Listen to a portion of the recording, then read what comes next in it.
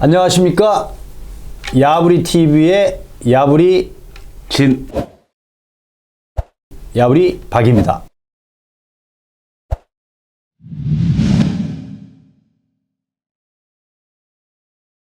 네, 안녕하십니까. 오늘은 대한민국 부동산 어디로 가나 해서 지금 전세가 줄고 있고 월세가 급격하게 늘고 있는데 이 부분을 한번 짚어보도록 하죠. 네.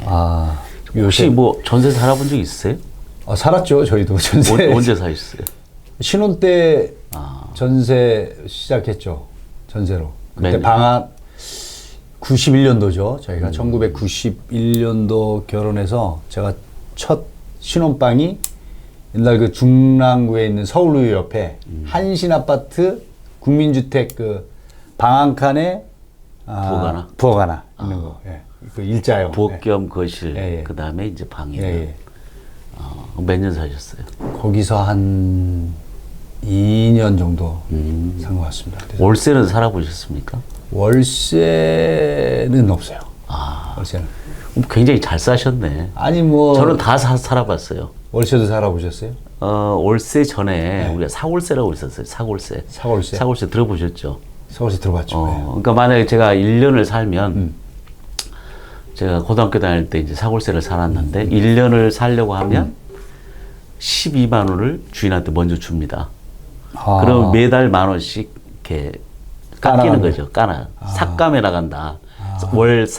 월세 이렇게 그래서 사골세라고 1년 거를 미리 선납을 하고 살고 끝나면 이제 나가는. 왜 그랬을까요? 그때 왜 그렇게 1년 거를 그때는 이제 일종의 보증금 역할도 하는 거잖아요. 네. 월세로 들어왔는데 살면서 월세 안 내면 그것도 깎아볼 일 아닙니까? 그래서 그렇죠. 보통이 보증금을 내고 이제 매달 월세를 내는 시스템이 있었는데 보증금 낼 돈이 없는 거예요. 서민들 입장에서는. 그럼 보증금 겸 1년의 월세를 내는 걸 그걸 이제 사골세라고. 그 당시에 뭐 이런 일도 있던데요. 뭐 자고 나니까 저 방값을 못 내가지고 야밤도 주는.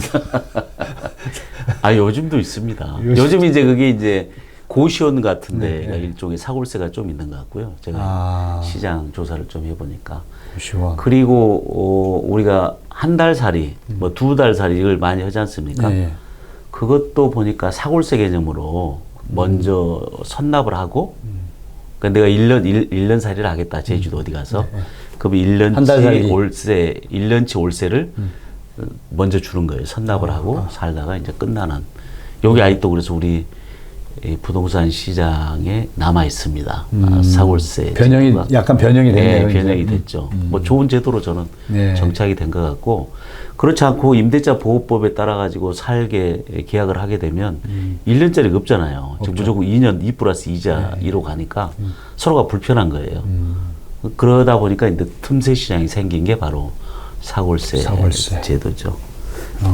그래서 저는 사골세 임차로도 살아봤고, 월세도 살아봤고, 전세로도 살아봤고, 자가로도 살아봤고, 뭐 이렇게 좀 다양한 삶을 좀 살아봐야 되는 거 아니에요? 우리 박 회장님 저만큼 이렇게 파란만장하지는 않네. 대신 이제 그런 사업을 이제 옆에서 이제 현장에서 지켜보면서 뭐 분양을 하다 안 되면 이제 보통은 전세. 개발사들이 보통 분양을 100% 목표로 가고 있는데 분양을 하다 보면 이제 그렇지 않은 부분들이 많거든요. 그러면은 이제 공사비 문제하고 금융 PF를 해서 이제 자금을 이제 대여를 해오니까 이자하고. 근데 우선순위로 금융에서 빌려온 돈을 먼저 갚고 공사비 먼저 이제 해지하고. 그러면 이제 우리가 분양을 하다 보면은 분양이 안 되는 부분에 이제 자산들이 이제 남잖아요. 그 자산들을 담보로 해서 대출을 받으면 아파트 같은 경우에는 뭐 우리가 시절 좋을 때는 80%까지 또 받았잖아요. 그리고 80% 받고 그다음에 이제 상가 대출도 옛날에는 60%까지 뭐 가능했기 때문에 이제 그걸 받아가지고 공사비, 금융비 끄고 그걸 가지고 이제 뭐 월세, 뭐 말씀하시는 전세, 전세, 그다음에 사골세, 뭐 3개월치 선납받고 3개월 동안에 이제 임시 주거 그렇죠.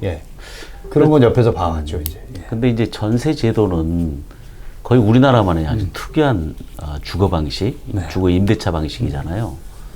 그래서 제가 이제 왜 전세가 우리나라에서 이렇게 우리나라만 오랜 역사 속에서 이것들이 작동을 돼 왔을까 한번 살펴보니까 우리나라만 이제 독특한 좀 제도로 정착할 수 있었던 게 우리나라가 빠른 시간 내에 굉장히 급하게 압축 성장을 해왔었지 않습니까? 그렇죠. 근데 그 중에 이제 해결해야 될 가장 문제가 주거 문제를 어떻게 할 거냐. 특히 이동 현상과 베이비 붐 시대가 맞아떨어져 가면서 서울을 중심으로 이제 수도권은 굉장히 많은 사람들이 몰리기 시작하는데 그때 어떤 주택 공급 문제를 어떻게 해결할 거냐. 이게 정부가 아무리 나선다고 되는 게 아니지 않습니까? 그래서 자연스럽게 어떤 시장 경제 속에서 녹아서 정착이 된 게 바로 전세 제도라는 생각이 들어요. 사실 전세 제도가 조선 시대도 있었다고는 합니다만은 그게 뭐 굉장히 부분적으로 했겠죠. 근데 이제 우리가 근대에 들어오면서 1960년도, 70년도 들어오면서 서울로 올라왔는데 집은 없잖아요. 네. 그게 누구한테 더부살이를 해야 되는데 주인 입장에서는 뒷방 하나 내주면 좋잖아요. 뭐 상당한 금액이 들어오니까. 그렇죠. 예. 그리고 예전에는 뭐 요즘이야 요즘도 은행에서 돈 빌리기가 쉽지는 않습니다. 아주 예전에 비하면 예. 정말 쉬운 거예요. 예전에는 정말 그 은행에서 돈 한번 빌리려면 일단 금리도 두 자릿수입니다. 거의. 그죠? 그리고 뭐 나름대로 신용이 있거나 아는 사람 없으면 빌려주지도 않아요. 또 빌려주면서 또 꺾기도 그렇죠. 하잖아요. 그 금액, 빌린 금액의 몇 프로를 다시 저금해라. 저금하고. 지금 생각은 말도 안 되는 건데 그때 당시 그랬단 말이죠. 맞아요. 그래서 집주인 입장에서는 뒷방 내주고 목돈이 들어오니까. 그리고 새로 시골에서 올라온 사람이나 새로 그 세입자는 전세금으로 한번 들어오면 이게 돈이 날아가지는 않잖아요. 그렇죠. 하나의 그 디파짓 때는 저축 효과가 있으니까. 그러다가 이제 세월이 흐르면 이 사람이 나름대로 뭐 조그만 독립을 하게 되거나 이렇게 되면 또 나가고 또 다른 사람이 들어오고 그 사람은 전세 살면서 돈을 차곡차곡 모을 수가 있으니까 그렇죠. 모은 돈 갖고 새 집을 살 수도 있고 뭐 이렇게 이제 서서히 정착이 돼가면서 오랜 세월 동안 우리 어떤 그 임대차 시장의 중요한 틀로 정착이 되고 또 최근에 들어서 제가 보면 예를 들어 10억짜리에 내가 살고 싶다. 네. 근데 돈이 6억밖에 없다. 그러면은 이걸 4억을 대출 받아가지고 살 수도 있지만 그렇지 않고 6억짜리 전세로 살면 되거든요. 그럼 내 돈 하나도 안 들어가잖아요. 6억은 딱 그 저금이 되는 효과가 있으니까. 그래서 10억짜리를 6억에 사는 효과고 전세 사는 사람은. 전세 사는 사람들은. 또 이 집주인 입장에서는 10억짜리를 4억에 사는 효과가 있어요. 그렇죠. 그죠? 네. 4억만 자기 돈 있거나 6억은 전세 주고. 6억은 전세 주고. 근데 세월이 흘러가 1년, 2년 이렇게. 어느 날 한 2, 3년 흘러가면 이게 또 오른단 말이에요. 10억짜리가 11억이 돼. 그럼 4억 넣어놨는데 1억을 벌 수가 있잖아요. 전세입자는 그 돈을 6억을 자기가 그동안 또 번 돈 해가지고 새로 집을 사거나 더 좋은 데로 전세를 갈 수 있고 이게 굉장히 하나의 어떤 그 선순환이 되는 효과가 있었는데 이게 이제 우리가 2008년도에 금융위기가 한 번 있었지 않습니까? 2008년. 네네. 그때는 이명박 정부인데 그게 이제 그때는 금리가 좀 높았어요. 그러다가 서서히 금리가 내려가면서 박근혜 정부가 들어오니까 그때 이제 이게 전세 시장이 작동을 잘 안 되는 겁니다. 역전세 뭐. 역전세가 뭐 부동산 시장의 매매가도 떨어지고 막 이러다 보니까 이제 뭐 심지어 전세금보다도 뭐 매매 가격이 더 내려가는 경우가 있고 깡통 전세, 역전세, 전세 사기 그때부터 이제 이게 나오기 시작한 거거든요. 그러다 보니까 집주인 입장에서도 그렇고 세입자도 그렇고 월세로 자꾸 전환되는 그때 시기가 이제 그런 시기가 있었는데 최근 들어 다시 금리가 또 이제 내려갈 기미가 보이고 그러니까 월세 시장으로 급격하게 좀 바뀌고 있다. 더군다나 이제 6.27 대책으로 인해서 뭐 전세금 대출도 제한이 되고. 그렇죠. 예, 이제 뭐 담보 우리 대출이나 뭐 이런 것들도 완전히 이제 묶였고.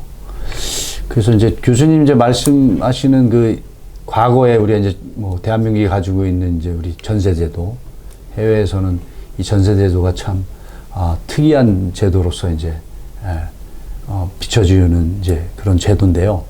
이 제도가 그나마 주거 사다리의 하나의 또 중요한 역할을 아주 굉장히 했었죠. 중요한 역할을 했었죠. 네. 그래서 그러한 제도로서는 굉장히 이제 좋은 제도였는데 한편으로는 또 사회에 또 단편적으로 이걸 악이용해서 전세 사기 또 사건도 또 있어서 사회 그렇습니다. 이슈가 네. 돼서 요새 뭐 이제 뭐 언론 보도에 보면은 그 전세 사기 사건으로 인해서 정말 이 젊은 청년들 신혼부부들이 피해를 입고 또 국가적인 차원에서 이것을 어떻게 또 보호할 것이냐에 대해서 이제 이슈가 되는 제도이기도 했습니다. 맞습니다. 근데 이제 결국은 뭐 우리 교수님이 이제 쓴 뭐 저서에도 있고 있지만 이제 우리가 인구 수가 서울로 1000만 시대를 불과 한 20년 사이에 인구 수가 가구 수보다도 인구 수가 너무 빠르게 급성장하던 시대에 아까 얘기하던 뭐 사골세,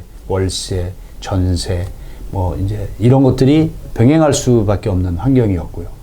그래서 그 사실은 이제 주택 공급이 가장 큰 이슈가 됐고 그래서 신도시가 이제 1기 신도시, 뭐 우리 2기 신도시 뭐 이런 것들이 이제 생겨졌고 그래서 많은 주택들을 공급을 했지만 결국은 저소득층의 이 주택 공급을 해결하는 문제들은 이제 완벽하게 하지는 못했어요. 그래서 각 정부가 바뀔 때마다 우리가 이제 공공인데 저소득층을 위해서 공급하는 이 공급 정책이 가장 사실은 좀 이슈가 되었던 것은 이제 맞습니다. 사실입니다. 네. 예. 최근 제가 통계를 한번 살펴보니까요.